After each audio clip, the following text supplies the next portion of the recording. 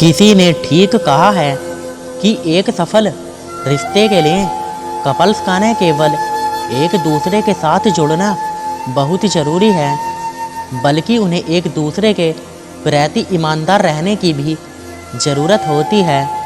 यही एक वजह भी है कि रिश्तों में विश्वास की कमी की वजह से कभी कभार सब कुछ बिखर जाता है। मेरे साथ भी कुछ ऐसा ही हुआ जिसने मेरी बाकी की ज़िंदगी को भी पूरी तरह बर्बाद कर दिया। दरअसल मैं पिछले 4 साल से किसी के साथ रिलेशनशिप में थी। वह मेरे कॉलेज का लड़का था। हम दोनों दिल्ली में साथ पढ़ाई कर रहे थे। मैं उसके प्यार में इस कदर पागल थी कि मैं उसके साथ कुछ भी करने के लिए तैयार थी। शुरुआत में सब कुछ अच्छा रहा। हम दोनों ने एक साथ रहने का फैसला किया। मैं अपना हॉस्टल छोड़कर उसके साथ लिव इन में रहने आ गई। घर का खर्चा उठाने के लिए हम दोनों ने पढ़ने के साथ साथ कमाना भी शुरू कर दिया था। लिव इन में रहते हुए हम दोनों ने केवल मेंटली और सेक्सुअली एक साथ इन्वॉल्व हुए, बल्कि हम दोनों ने शादी करने का भी फैसला किया। लेकिन वो कहते हैं ना कि सपने बहुत कम लोगों के पूरे होते हैं। मेरे साथ भी कुछ ऐसा ही था। हम दोनों साथ में फाइनेंशियल, सेक्सुअल और इमोशनली जुड़ ही रहे थे कि अचानक से मुझे अपनी गर्भावस्था का पता चला। बच्चे का पता चलने पर मैं काफ़ी डर गई थी, लेकिन फिर मुझे लगा कि जिससे मैं सबसे ज़्यादा प्यार करती हूँ वह हमेशा मेरा साथ देगा। मैंने हमारे बच्चे के बारे में अपने बॉयफ्रेंड को बताया। मेरी प्रेगनेंसी का पता चलते ही उसके होश उड़ गए।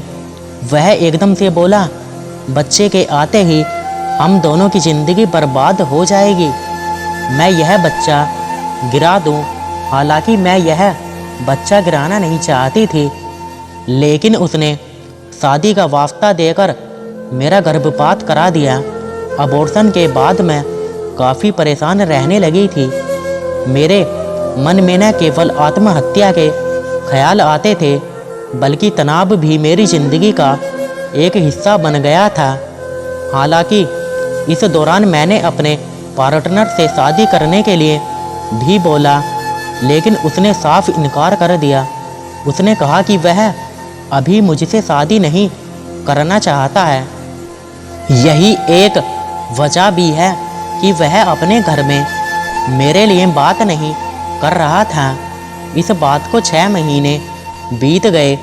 इस बीच में एक बार फिर अपने दूसरे बच्चे के साथ गर्भवती हो गई।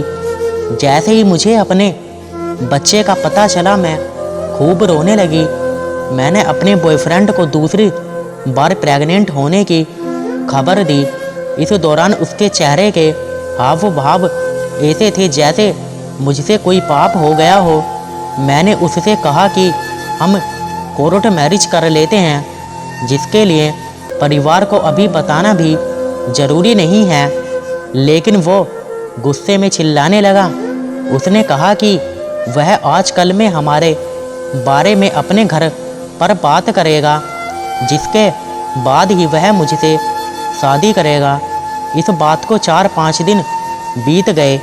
मैं उसके जवाब का इंतज़ार कर ही रही थी कि अचानक से मैंने उसका फ़ोन चेक करना शुरू कर दिया। इस दौरान मुझे एक लड़की के रोमांटिक मैसेज मिले जो उसे दिल वाली इमोजी भेज रही थी। इन मैसेजों को देखते ही मेरा दम निकल गया। मैंने तुरंत उसे फ़ोन दिखाते हुए पूछा कि वह लड़की कौन थी, तो उसने अपनी गलती मानते हुए मुझसे माफ़ी की भीख मांगना शुरू कर दिया। इस दौरान मैं इतना टूट गई कि मैंने उसके पिता को फ़ोन लगाकर हमारे बारे में सब कुछ बता दिया। उसके पिता ने उसे घर बुलाया, जिसके बाद वह कभी वापस नहीं लौटा। उसने मुझे हर जगह से ब्लॉक कर दिया। जिस समय उसने मुझे छोड़ा था। उस दौरान मैं अपनी गर्भावस्था में थी। एक दिन सिचुएशन ऐसी आ गई कि मैं रास्ते में चक्कर खाकर गिर पड़ी। कुछ पुलिस वालों ने मुझे अस्पताल पहुंचाया। 3 दिन तक अस्पताल में लावारिसों की तरह पड़ी रहने के बाद मुझे होश आया।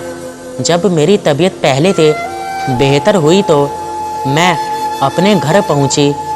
इसी दौरान मुझे उसका मैसेज मिला। उसने कहा कि वह अपने घर वालों को मना रहा है।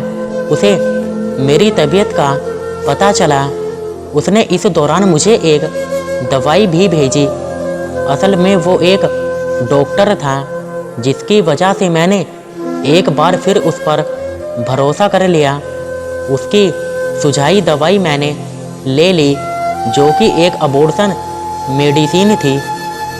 मेरे पेट में तेज दर्द होने लगा, जिसके बाद मुझे ब्लीडिंग भी शुरू हो गई।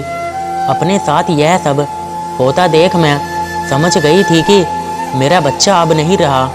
मैंने उसे फ़ोन करने की कोशिश की तो उसने मेरा फ़ोन काटते हुए कहा कि वह मुझसे शादी नहीं कर सकता है। उसके घर वाले कभी भी इस शादी के लिए तैयार नहीं होंगे। मैं बुरी तरह रोने चिल्लाने लगी, लेकिन मेरी चीख सुनने वाला वहाँ कोई नहीं था। मैं बुरी तरह टूट चुकी हूँ। अब मैं किसी से कभी प्यार नहीं कर सकती। मेरी ज़िंदगी पूरी तरह बर्बाद हो चुकी है। दोस्तों, मेरा वीडियो आपको थोड़ा भी अच्छा लगा हो तो प्लीज़ यार चैनल को सब्सक्राइब ज़रूर कर देना। प्लीज़ यार कर दो, सब्सक्राइब तो फ्री होता है यार। और वीडियो को लाइक ज़रूर कर देना यार। और हाँ दोस्तों, एक प्यारा सा कमेंट और कर देना और बेल आइकन को ऑल पर प्रेस ज़रूर कर देना यार, जिससे फ्रेंड्स आपको यह फ़ायदा होगा जब भी मैं आपके लिए कोई नई वीडियो लेकर के आऊँगा तो उसका नोटिफिकेशन सबसे पहले आपको मिलेगा। Thanks for watching. अभी के लिए दोस्तों मुझे तो अलविदा। धन्यवाद।